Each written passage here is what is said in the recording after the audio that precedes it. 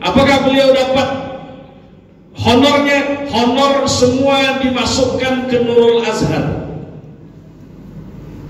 Dari mana saya tahu? Saya dengar langsung. Tapi bukan berarti saya kampanyekan nomor satu. Masing-masing ini punya kelebihan, punya kekurangan. Sekali lagi yang penting jangan ada sumpah serapah, caci maki yang menyebabkan kita terpecah belah. Sesuai Pak? Sesuai. Nampaknya sesuai sendiri. Enggak. Sesuai. Ada pertanyaan lagi? Ya Mawardi guru kami. Bismillahirrahmanirrahim. Al-Alimul Hakim. Rabbi shrah li sadri wa yassir li amri wahlul 'uqdatam min lisani yafqahu qawli. Yang kami muliakan alim ulama, cerdik pandai, para tokoh-tokoh masyarakat, yang kami muliakan pengurus Masjid Al-Furqan, Bapak Ibu, para orang tua kami yang insyaallah senantiasa dalam naungan rahmat dan ridha dari Allah Subhanahu wa taala. Laqad kana lakum fi Rasulillahi uswatun. Telah ada pada diri Rasulullah sallallahu alaihi wasallam itu contoh dan suri tauladan yang baik, bahwa figur teladan yang kita jadikan sebagai contoh dalam menjalani hidup ini adalah Rasulullah. Kalau seandainya kita adalah seorang guru, Nabi pun mengajar para sahabatnya. Kata Nabi, innama bu'ithtu mu'alliman, aku diutus menjadi seorang pengajar. Karena Nabi mengajarkan para sahabatnya. Kalau seandainya kita adalah seorang failasuf, orang yang ahli di bidang filsafat, maka Rasulullah sallallahu alaihi wasallam pun adalah seorang pemikir yang hebat.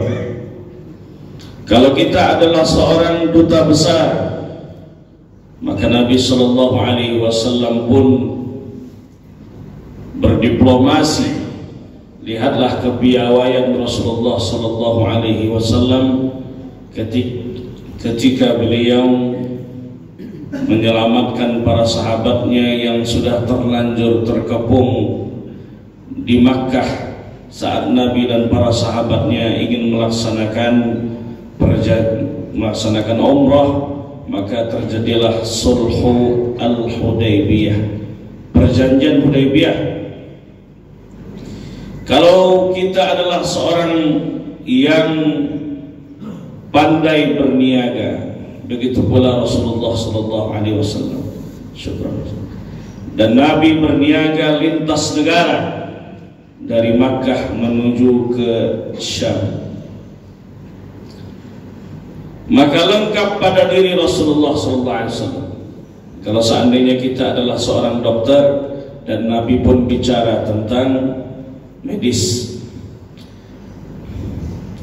Kalau kita adalah seorang bupati, gubernur, presiden, Nabi pun adalah seorang pemimpin. Dan beliau ketika berada di kota Madinah Al-Munawwarah, maka posisi beliau saat itu adalah tingkatnya seperti seorang presiden, karena Madinah Al-Munawwarah adalah sebuah negara. Beliau mengirimkan surat-surat ke raja-raja yang ada di Romawi, raja-raja yang ada di Persia, raja-raja yang ada di berbagai belahan dunia, government to government. Jangan sampai kita mengira politik itu hanya sekedar orang yang menjadi petugas partai. Jangan sampai kita hanya mengira politik itu hanya sekedar orang yang ikut kontestasi dalam pilkada. Kita bahas politik, Bapak. tapi kita kaitkan tentang sejarah daripada perjalanan hidup Rasulullah sallallahu alaihi wasallam. Jangan sensitif dulu. Belum tentu yang dibahas ini adalah Pilkada Riau. Mohon izin Bapak Ibu, iklan sebentar.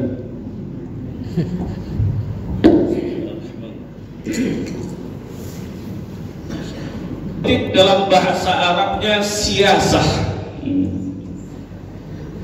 diserap ke bahasa Indonesia menjadi siasat. Siasat itu apa artinya?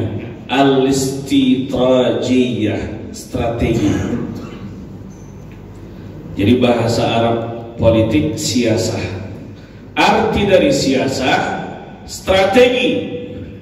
Maka kita dudukkan perkaranya dulu. Makna daripada politik itu adalah strategi. Sebagaimana Imam Ibnu Taimiyah mengarang kitab As-Siyasah Asy-Syar'iyyah, politik yang syar'i fi islahir ra'i war ra'iyah, untuk memperbaiki hubungan pemimpin, untuk memperbaiki keadaan pemimpin dan orang yang diurusnya. Ra'iyah itu artinya rakyat. Jadi orang-orang yang pro Islam Nusantara, anti dengan Arab, mana bisa? Karena DPR itu saja itu bahasa Arab semua. Dewan, diwan, kantor. Wakil, bahasa Arab juga wakil. Rakyat, ra'iyatun, orang yang diurus, bahasa Arab semua. Tak bisa kita berlepas diri daripada Arab, karena politik itu identik dengan Islam. Tak bisa kita memisahkan antara politik dengan Islam, sebab Nabi dalam Islam diatur adab makan, adab tidur, adab bertamu, adab menerima tamu, adab bertetangga, semua diatur dalam Islam, apalagi urusan politik. Strategi seorang ketua masjid menyusun strategi bagaimana masyarakat ramai yang mengikuti kajian subuh. Dibuatkanlah sarapan lontong. Strategi berarti pengurus masjid, ketua masjid sedang berpolitik. Seorang ketua RT menyusun strategi macam mana caranya orang ramai dalam halal datang pada acara halal bihalal. Macam mana caranya? Buat gulai kambing. Ya Bu, Pak, tak suka daging kambing Pak? Tinggi. Kurang ya. Kata orang kambing ini mengandung kolesterol, padahal dia tak mengandung kolesterol. Kandung tuh mengandung anaknya. Coba buka Sahih Bukhari, makanan kesukaan Nabi itu adalah kambing bagian paha. Syukurlah banyak bapak-bapak tak suka kambing. Nanti kasih kami yang masih muda ini. Bapak Ibu tak suka sikit ya, banyak. Baik yang dirahmati Allah Subhanahu wa taala. Kepiawaian Rasulullah sallallahu alaihi wasallam. Tengoklah siasat Nabi ketika terjadinya renovasi bangunan Ka'bah.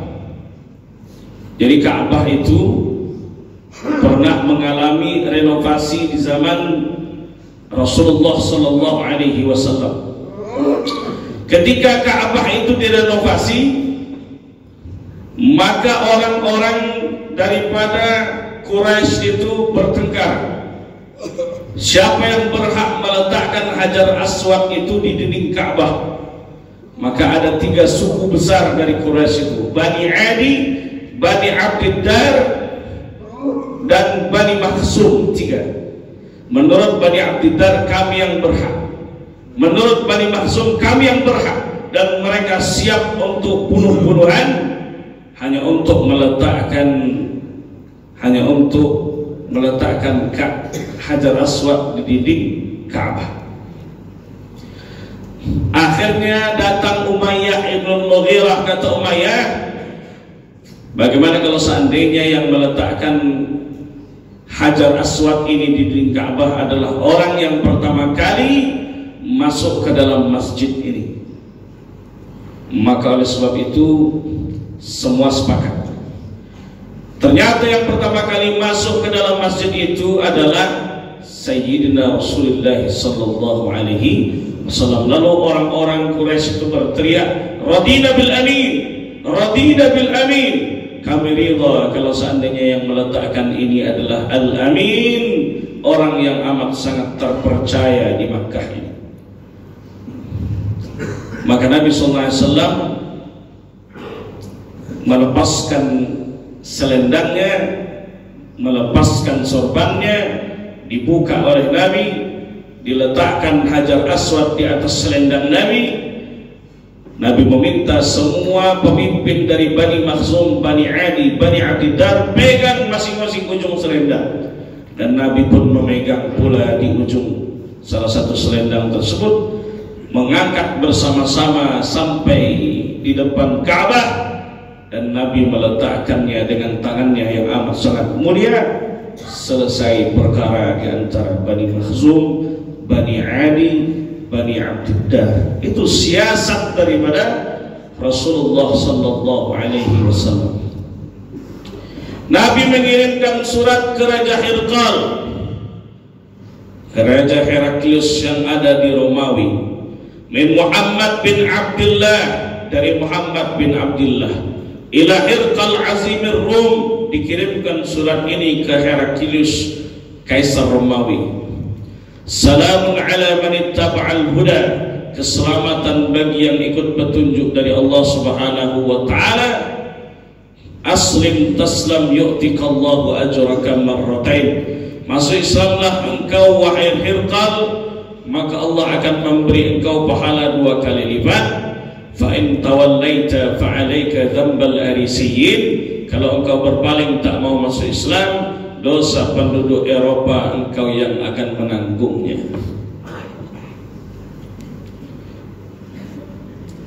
Ini bagian daripada siasat Rasulullah sallallahu alaihi wasallam.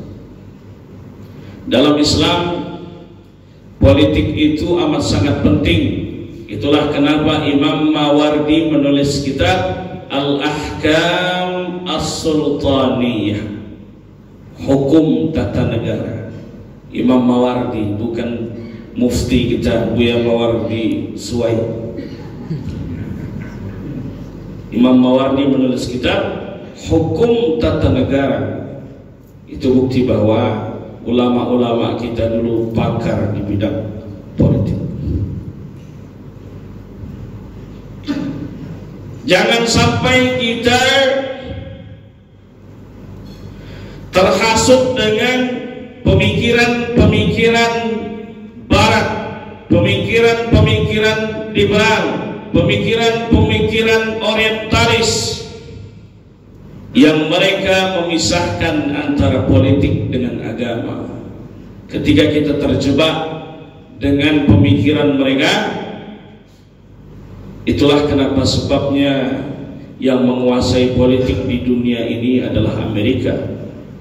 Umat Islam tak dapat berbuat apa-apa dengan apa yang terjadi pada saudara kita yang ada di Gaza, yang ada di Palestina. Mereka tercabik-cabik. Sekarang Jabalia, Mukhayyam Jabalia di Gaza Utara, di Gaza Selatan. Baru saya nengok beritanya di Al Jazeera, Ad-Dafi Al-Madani kharajat min al-khidmah. Semua rumah sakit serta semua ambulan-ambulan itu tidak bisa lagi beroperasi di Gaza Utara dan di Gaza Selatan. Baru kemarin siang orang-orang itu diusir dari Mukhayyam Jabalia. 150 orang bergelimpangan di atas tanah di jalan li'annahum laysa lahum ta'am wa syarab. Mereka tak ada makanan, mereka tak ada minuman, mereka tak ada obat-obatan. Kenapa kita tak bisa berbuat apa-apa kepada saudara kita yang di Palestina? Sebab yang menguasai PBB itu adalah orang-orang gedung putih itu sendiri. Yang menguasai PBB adalah orang-orang Amerika, yang mencaplok negara orang-orang Amerika. Lalu mereka menguasai itu. Orang Amerika, orang Inggris sekutu daripada Israel. Lalu mereka buat pangkalan-pangkalan militer di setiap negara-negara Islam, bukan saja untuk kepentingan mengambil minyaknya, tapi juga untuk menambah kekuatan orang-orang kafir ini untuk menghancurkan Islam. Itu gara-gara apa? Gara-gara kita ini anti dengan politik. Kita terjajah secara politik, ya, terjajah secara militer, ya, terjajah secara ekonomi pun, ya. Terjajah secara militer. Umat Islam ini, negara-negara Islam, persenjataannya itu banyak bergantung kepada Israel. 60% pemasok minyak ke Israel itu adalah Azerbaijan. Kenapa? Karena mereka pun mengambil manfaat dari alutsista Israel. Karena Israel ini negara canggih. Kita pun pernah beli alutsista dari Israel. Mereka canggih, duit mereka banyak. Negara Islam yang punya nuklir hanya 3 saja: Pakistan, Iran, Turki. Sisanya negara Islam tak bisa berkutik. Itulah kenapa negara-negara Islam hanya bisa menonton saja. Bahkan tentara asli Libanon pun tak bisa berkutik, karena persenjataan mereka itu jauh jika dibandingkan dengan kecanggihan senjata Israel. Kita terjajah pula secara ekonomi. Tak sanggup kita memboikot semua produk-produk Israel. Kenapa? Karena sudah terlanjur tersebar di tengah-tengah kita. Di warung-warung kecil, produk-produk mereka pun banyak tersebar. Tapi apakah kita tidak bisa berbuat sama sekali untuk bisa memboikot itu? Menurut mantan mufti Mesir Syekh Ali Jum'ah, bahwa annal muqata'ah min mustawa ad-daulah awil hukumah wa laysa min wajibir ra'iyah.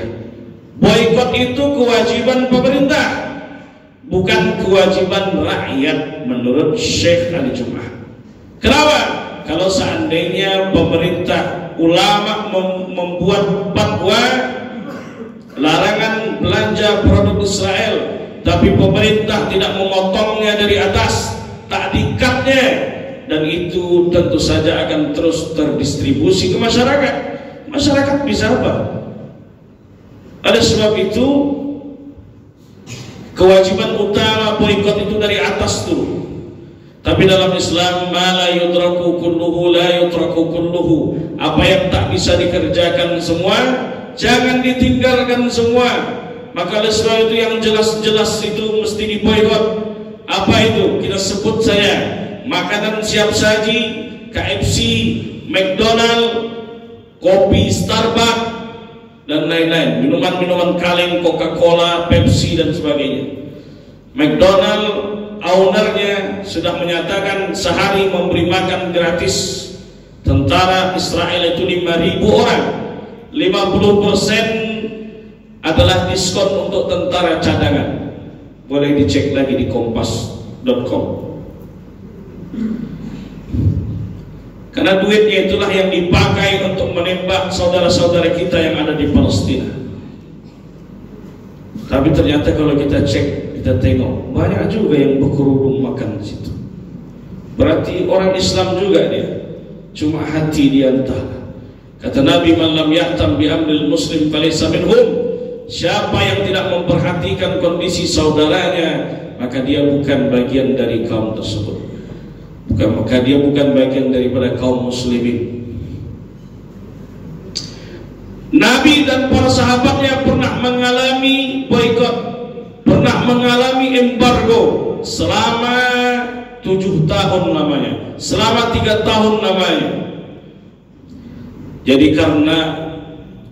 karena Nabi ini ketika ditekan tak bisa. Kemudian ketika Nabi SAW dimintakan oleh pamannya, wahai Muhammad, kalau kau teruskan dakwahmu ini, aku khawatir akan membahayakan engkau. Maka kata Nabi SAW, wallahi ya ammi, demi Allah wahai pamanku, law wada'u syamsa fi yamini, kalau mereka letakkan matahari di pundak kananku, wal qamara fi yasari, dan bulan di pundak kiriku, ala an atruka hadzal amra, untuk aku tinggalkan dakwah ini, ma taraktu, demi Allah tak akan aku tinggalkan. Ditekan Rasulullah, ditekan pula para sahabat, tak bisa. Kemudian karena upaya untuk membunuh Rasulullah SAW ini semakin menjadi-jadi oleh kafir Quraisy, maka Bani Muttalib dan Bani Hashim sepakat untuk melindungi Rasulullah SAW di tengah-tengah daripada Syi'ib, sebuah lembah yang berada di belakang daripada Jabal Abi Qubais. Bapak Ibu yang pernah umrah, nanti ada Jabal Abi Qubais, di belakangnya ada Bukit Syi'ib.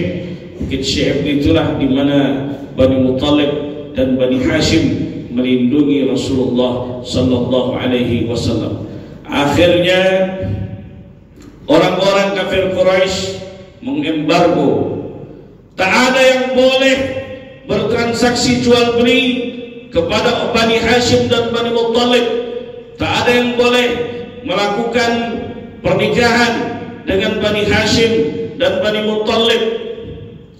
Sehingga kalau seandainya orang-orang dari Bani Hashim, Bani Muttalib mau belanja, tinggikan harganya, ditinggikan harganya sampai mereka tak bisa belanja.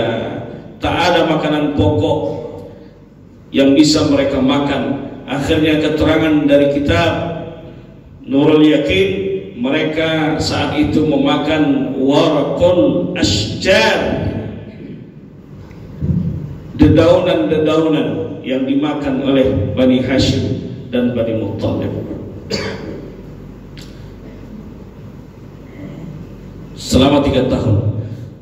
Jadi mereka tuliskan perjanjian itu di sahifah. Sahifah itu adalah perjanjian yang ditulis, yang mereka letakkan di dinding Ka'bah. Lalu Rasulullah mengabarkan kepada pamannya, wahai pamanku, aku mendapatkan wahyu bahwa sahifah perjanjian embargo itu sudah dimakan oleh rayap. Kemudian Abu Talib mendatangi orang-orang kafir Quraisy bahwa sahifah sudah habis dilalap, dimakan oleh rayap. Ketika mereka cek ternyata ya, oleh sebab itu dicabut perjanjian daripada sahifah yang mengembargo kaum muslimin. Seorang Sumamah itu adalah sahabat ketika berada di kota Madinah Al-Munawwarah. Sumamah ingin umrah. Ketika dia umrah, dia melafazkan talbiyah yang di dalamnya tidak ada unsur syirik. Labbaik Allahumma labbaik, labbaik la syarika lak, labbaik innal hamda wan ni'mata lak wal mulk la syarika lak. Ketika kafir Quraisy mendengar bunyi talbiyah yang tak ada unsur syiriknya, maka Sumamah dipenjara. Padahal Sumamah ini orang kaya, dialah yang selalu mengirimkan bahan makan, pangan, makanan pokok ke penduduk Makkah. Gara-gara dia dipenjara, akhirnya dia putuskan mengembargo kiriman-kiriman makanan ke Makkah. Saat itu Makkah kondisinya amat sangat kering, sehingga kafir Quraisy merasa tersiksa dan mereka meminta kepada Nabi Muhammad sallallahu alaihi wasallam untuk dibukakan embargo boikot tersebut.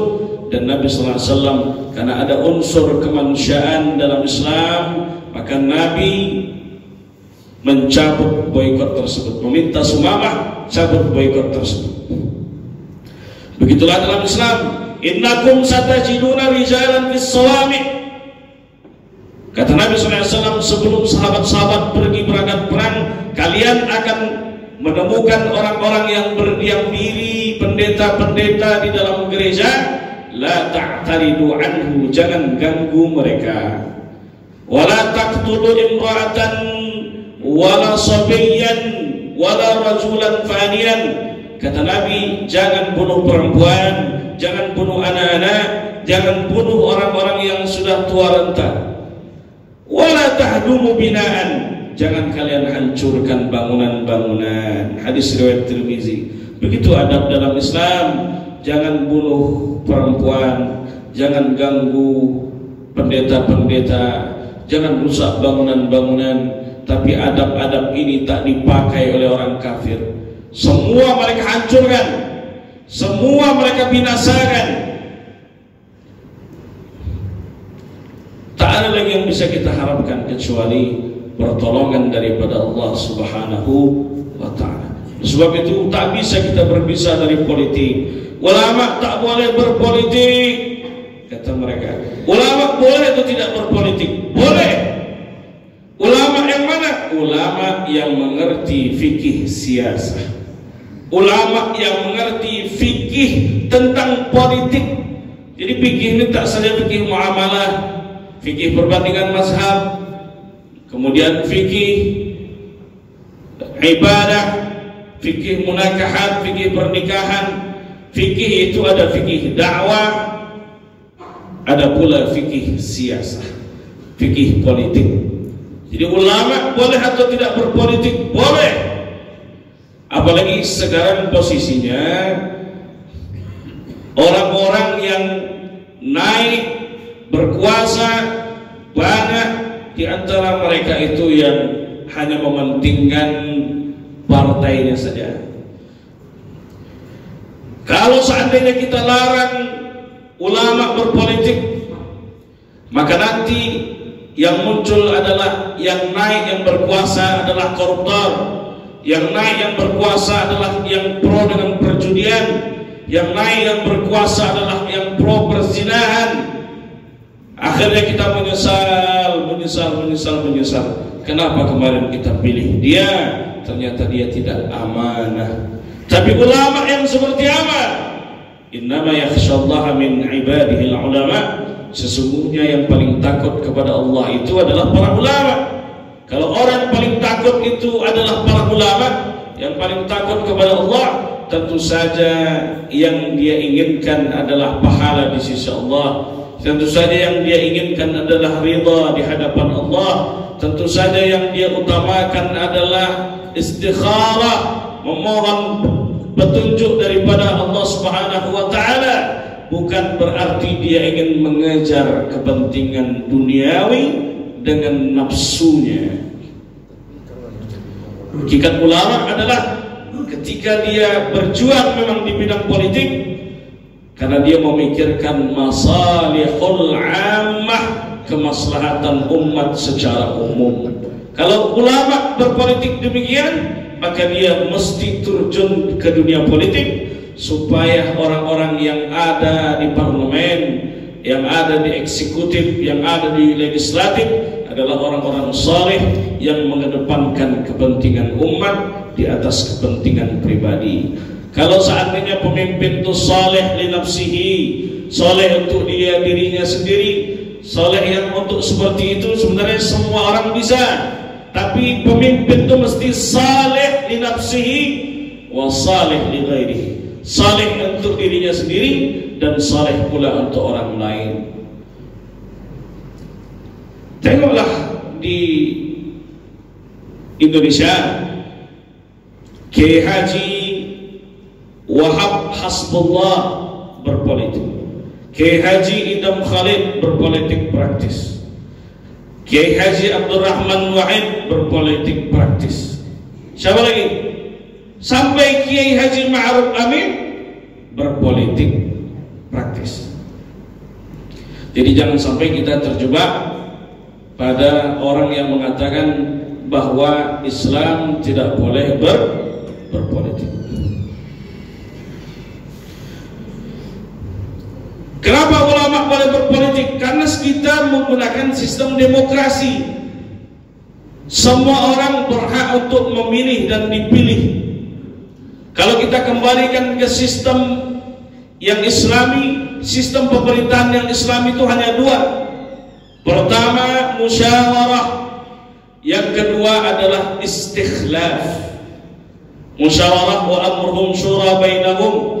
Sebagaimana ketika Nabi SAW meninggal dunia, maka para sahabat berkumpul di Saqifah Bani Sa'idah untuk menentukan siapa yang berhak untuk menjadi pemimpin setelah wafatnya Rasulullah SAW.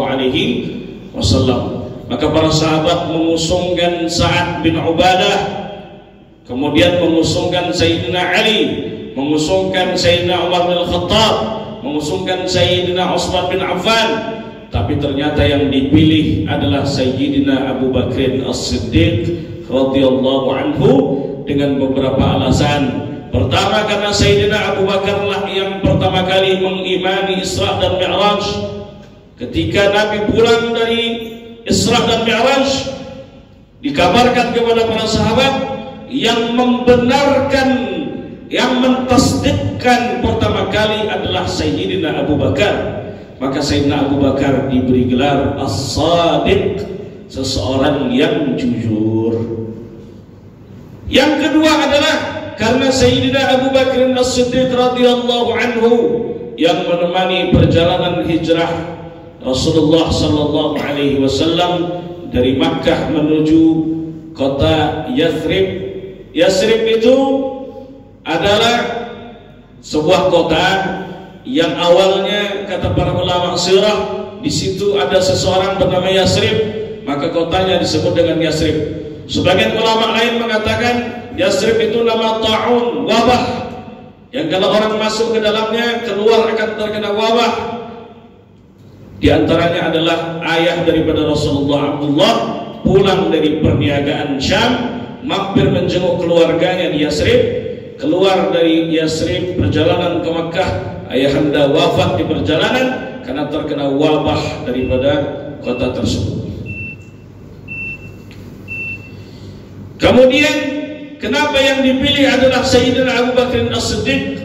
Karena Nabi SAW sudah memberikan isyarat bahwa ketika Nabi berhalangan menjadi imam, yang menggantikannya adalah Sayyidina Abu Bakr As-Siddiq radhiyallahu anhu.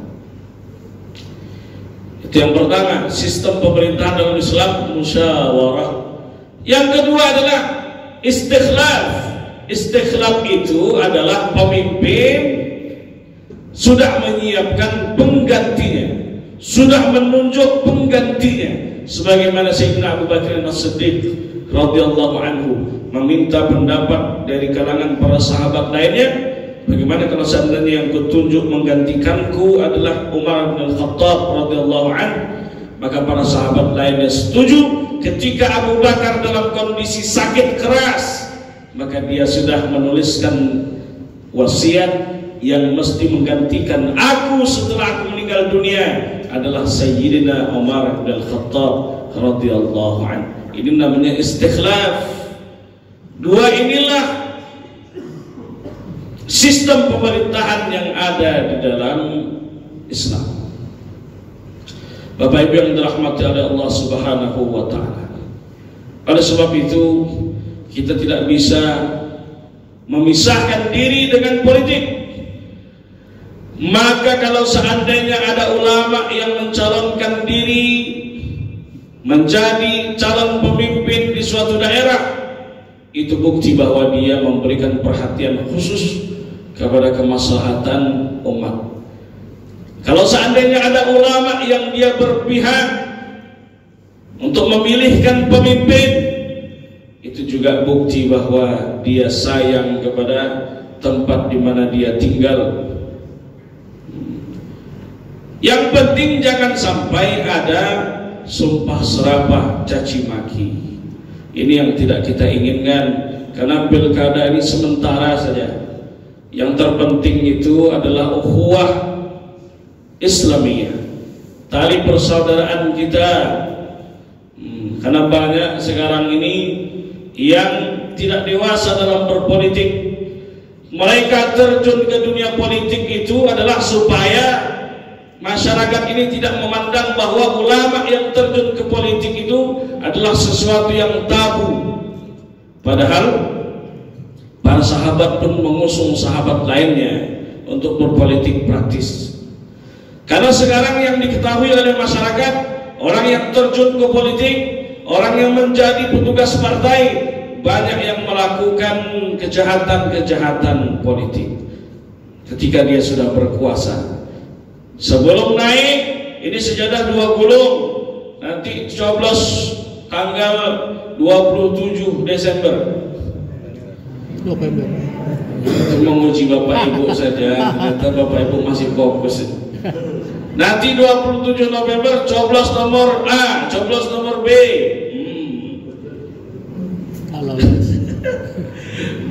Coblos nomor 5, nomor 6, ya Pak. Berarti itu adalah kalau diambil balik apa yang sudah dikasih, itu yang tak boleh. Karena kata Nabi, al-aidu fi hibatihi kal kalbil ladzi yaqi'u fi qayhi. Orang yang mengambil balik apa yang sudah dia hadiahkan, mohon maaf cakap, seperti kata Nabi, seperti anjing yang menjilat kembali muntahnya. Maka tak boleh kalau sudah ngasih orang, sudahlah, jangan diambil balik. Itu adabnya ketika kita memberi. Oleh sebab itu, kecerdasan Rasulullah SAW, kepiawaian Rasulullah SAW sebagai seorang pemimpin sudah teruji. Karena Rasulullah SAW lengkap pada diri beliau sebagai contoh dan suri tauladan yang baik. Kita ada sekitar 10-15 menit. Kita boleh buka tanya jawab kalau seandainya ada yang ingin bertanya. Silakan Bapak Ibu. Kata Nabi SAW, nanti di akhir zaman antum kathirun walakin gutha'un ka gutha'is sail. Nanti di akhir zaman kalian akan seperti makanan di atas meja makan, dan kalian akan diperebutkan. Nah, apakah kami saat itu sedikit jumlahnya wahai Rasulullah? Kata Nabi, bal antum kathirun, kalian banyak, tapi kalian seperti makanan di meja makan yang dicabik-cabik. Kenapa wahai Rasulullah? Asabakumul wahnu, kalian terkena penyakit wahnun. Wa mal wahnu ya Rasulullah? Apa itu wahnun wahai Rasulullah? Hubbud dunya wa karahiyatul maut. Cinta dengan dunia, takut akan kematian. Itulah yang terjadi dengan Turki, itulah yang terjadi dengan Yordania, itulah yang terjadi dengan tempat kami mengaji di Mesir. Mereka karena sudah cinta dengan dunia. Bahrain, Uni Emirat Arab adalah negara-negara yang sudah menormalisasi hubungan dengan Israel. Apa kata Bahrain? Bahrain itu yang kemarin kita nonton Indonesia mengamuk-ngamuk tuh Pak. Yang apa, wasitnya yang gundul tuh habis tahallul dia tuh. Kenapa? Kalau kami dekat dengan Israel kami aman. Itu saja jawaban Bahrain. Sedangkan Uni Emirat Arab tentu saja untuk kepentingan dunia. Itulah kenapa dalam hadis Jibril Arba'in Nawawi, di antara tanda-tanda akhir zaman kata Nabi, bahwa ada orang Arab Badui kerjanya mengembala kambing, tak bersendal, yatatawaluna fil bunyan. Mereka sibuk membangun gedung-gedung pencakar langit. Tengoklah, 14 abad yang lalu Nabi sudah mengabarkan nanti di akhir zaman orang-orang Arab itu akan sibuk membangun gedung-gedung pencakar langit. Artinya apa? Mereka sudah sibuk dengan urusan dunia. Mereka tak peduli lagi dengan apa yang terjadi dengan saudaranya di kaum muslimin. Yang penting hubungan mereka baik dengan Israel, tidak lain adalah untuk kepentingan dunia. Di balik itu semua, tak mungkin tak ada duit yang masuk ke kantong mereka. Itu semua juga urusan dunia, dunia, dunia. Sedangkan apa yang mereka lakukan itu sudah tahu bahwa Israel ini tak bisa dalam diplomasi. Karena negara yang sudah menentang mereka. Negara yang sudah melakukan memutuskan hubungan diplomatik itu sudah ratusan, yang mengecam itu sudah ratusan, yang berteriak PBB itu sudah 145 negara. Tapi itu tak membuat Israel gentar, tak membuat Israel menghentikan kebiadabannya. Oleh sebab itu tak bisa dengan cara diplomasi. Sudah tahu tak bisa dengan cara diplomasi, masih juga datang mesra-mesra dengan Israel yang hanya bisa menghancurkan hati kaum muslimin. Oleh sebab itu melawan Israel untuk saat ini hanya bisa dengan peperangan kalau umat Islam ini bersatu. Tapi ternyata tetangganya Yordania, ketika Iran menembakkan rudal-rudalnya yang jatuh ke Israel, tapi sebagian rudal itu jatuh di atas langit Yordania, ditembak oleh Yordania, maka dengan itu Amerika akan memberikan 5 triliun per tahun untuk Yordania. Padahal Yordania bagian daripada Syam. Syam terbagi menjadi 4 negara: Yordania, Palestina, Lebanon, dan Syria.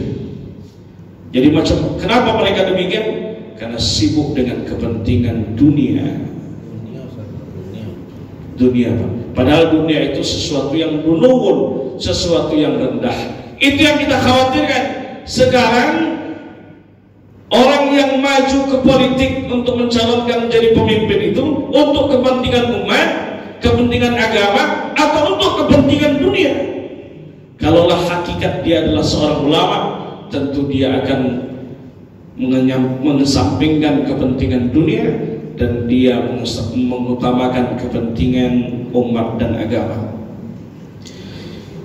Saya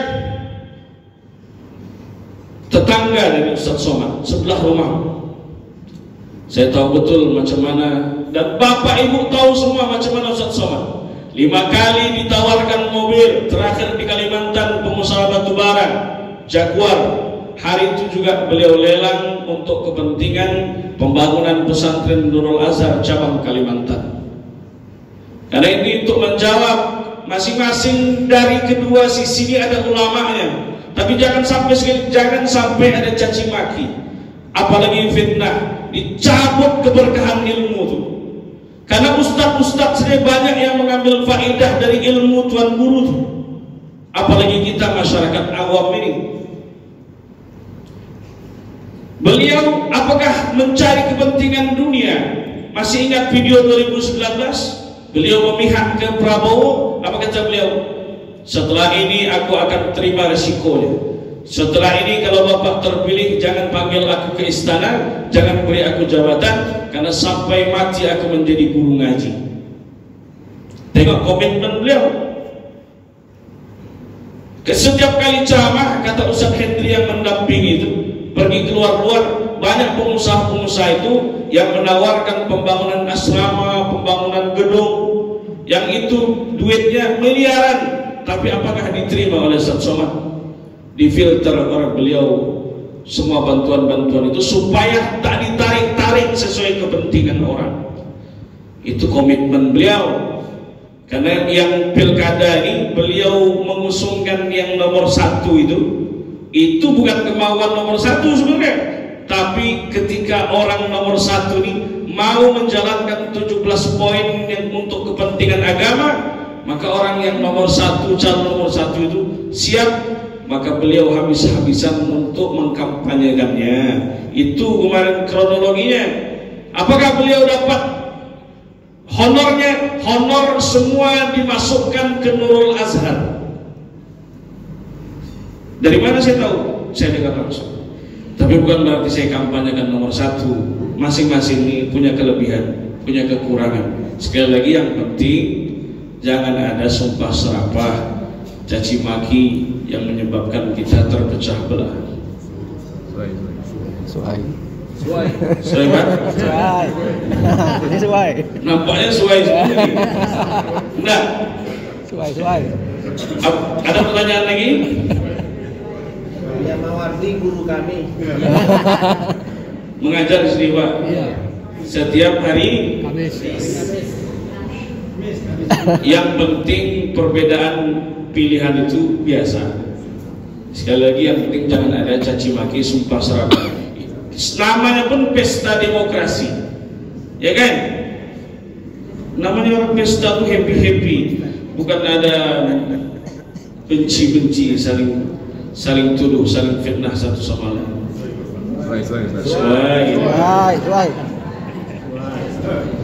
Lanjut.